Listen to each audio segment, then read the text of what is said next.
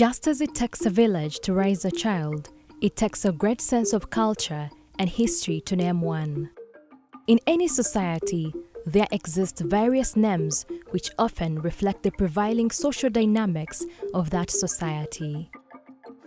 Diverse African cultures utilize naming as a significant means to convey certain messages. It is against this backdrop that Associate Professor Angellina Kakooza, a Thrive 2 post-doctoral researcher and child neurologist, sought to understand the origin and meaning of the name Zika, after which a virus and forest are named. As I was carrying out my research as a postdoc fellow, I came to this area. We're here now in the Zika Forest, and I found out that the community was talking about Zika. They're saying, oh, you're talking about Zika. I said, have you ever heard about the Zika virus? And it seems the community didn't know anything about the Zika virus. But I realized that there is an area called Zika. So I asked them, where is this Zika zone or Zika area? So it's the area around this forest.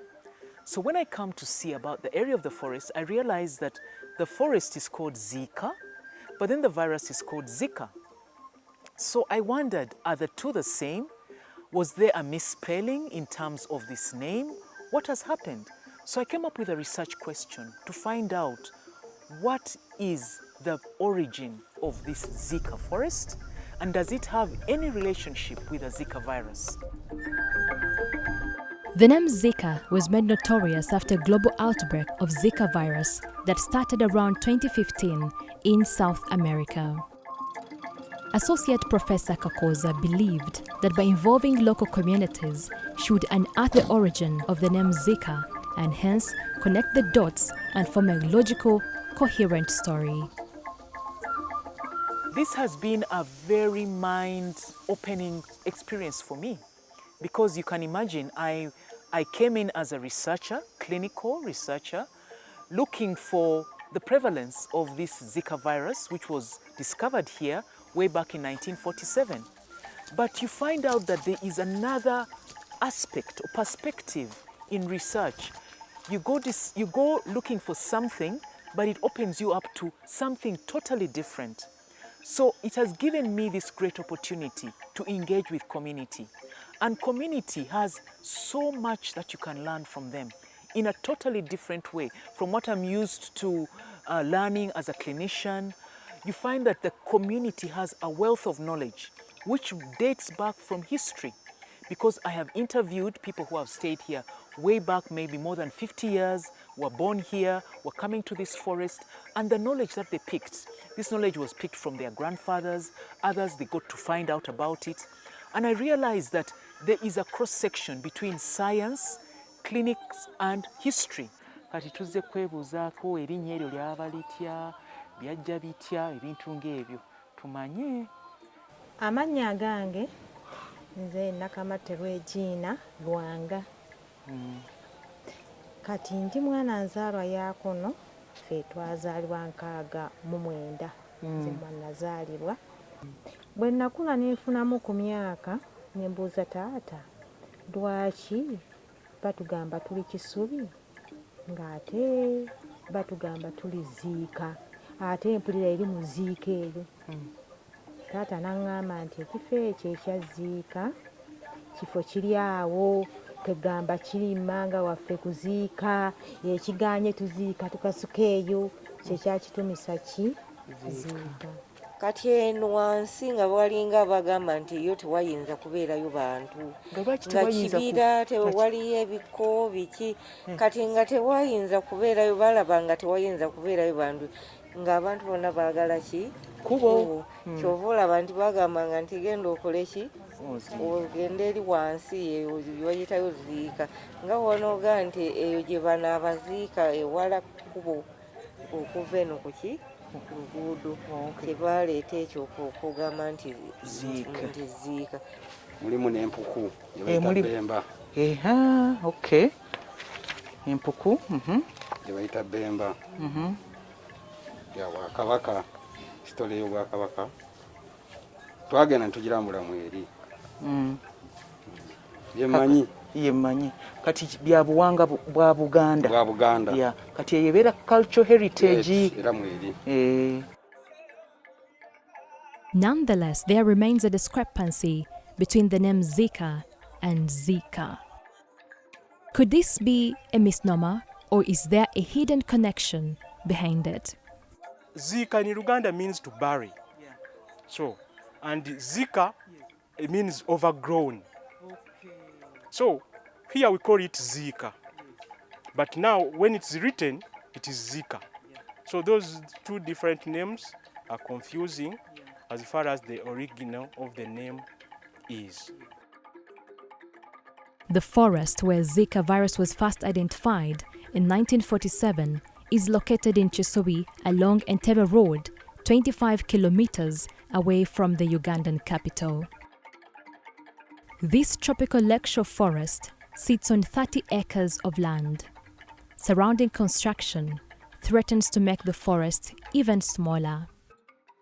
Sometimes back around 7 years back, the authority from Virus Institute, they came here, gathered the community, they educated about a certain disease around here. But they didn't mention about this virus. I attended that meeting. They told people that there is a strong disease here. People should keep away from the forest. How far? 100 meters. But you see now people have invaded, they are near, so we don't know the repercussions. As Dr. Kakooza and a few community members make their way into the forest, the imposing trees look down on them like silent sentries.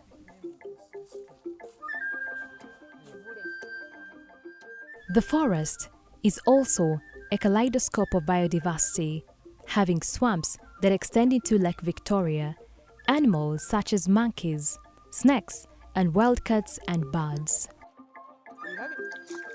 Joseph Lukwago says there are 58 species of trees, including the revered muvule, inkoba, musinzi, and jackfruit. Some are medicinal.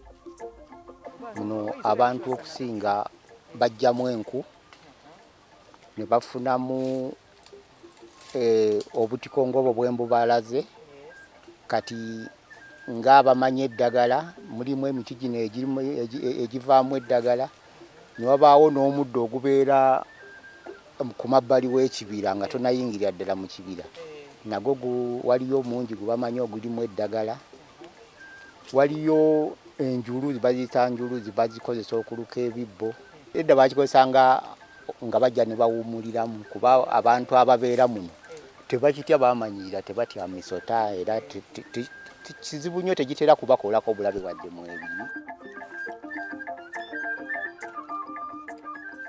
The forest has a 120 steel research tower used to study high-flying mosquitoes and their viruses. This tower Yes. previously was in Mpanga Forest. It was in Mpanga So Forest. it was just moved to Zika Forest to study the vertical stratification of mosquitoes. I see, yes. I see. So from Mpanga Forest it came here. Came here. I so, see. In the course of studying mosquitoes, Yes. they came across the Zika virus. Yes. So that spread fear within them. Yes. So they abandoned yellow fever, which had brought them. Then Abandoned. used most of their time to study more about The Zika, virus. I see. So, So it was initially a yellow fever must. Yeah, it was Then when by accident they found out They the found the the Zika Zika virus. I see. Zika virus was first isolated in Uganda in April 1947 from a monkey locally called Sewagaba. The monkey had been placed on a wooden platform on the tower as part of a study to identify viruses carried by mosquitoes. It developed a fever and blood samples revealed an unknown virus. The monkey's serum was injected into the brains of mice and they fell ill. Alas, a new virus had been discovered. As protocol dictated, it was named Zika after the forest in which it was identified. Although there have been outbreaks of the virus in parts of Africa, Asia and South America, Knowledge of the virus among local communities around the forest remains trivial. I just saw an interview on CNN. Somebody was from America, he was talking about Zika virus. So when somebody was interviewing him, some of the answers he was given said that the virus originates from Uganda, from a forest called Zika. So that's why I picked interest, because I also near that place. He said that when somebody gets infected with that virus, especially women, they produce very small children with small heads. But here in Uganda, we have never experienced such. As a result of engaging the local community, Associate Professor Angellina Kakooza's research has been greatly enriched. I have had a change of mind. It's changing your mindset and realizing that you've got to do things in a totally different way. And I think this is a better way than what we have been doing. Get to know those people that you're going to do the research with. Engage with them as a community. They've got to know what is it that you are looking for. And you also get a different perspective in terms of the way you're going to phrase the questions, the way that you're going to get this information and enrich your study further. So rather than doing it as before, business as usual, you go, you write your proposal, you have it done, you get all the questionnaires, you get everything done, you publish it, it's in a journal, you say, yes, I have published. Get to intertwine with the community. It's very important. Today, the forest remains a research site for UVRI, a medical research institute that conducts research viral transmitted infections in animals and humans.